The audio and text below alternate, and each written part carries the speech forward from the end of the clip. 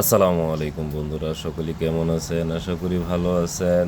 আজকে আবার নতুন একটা ভিডিও নিয়ে আপনাদের মাঝে চলে আসলাম। তো দেখতেই পাচ্ছেন আজকে বৃষ্টিতে ভিজতেছি, কারণ হঠাৎ করে আজকে ঢাকায় কিছু সময়ের জন্য বৃষ্টি। তো বৃষ্টি দেখে অনেক দিন ধরে বৃষ্টিতে ভিজা হয় না, তো আর নিজেকে ঠিক রাখতে পারলাম না, তাই চলে আসলাম বাসার ছাদে গোসল করার জন্য।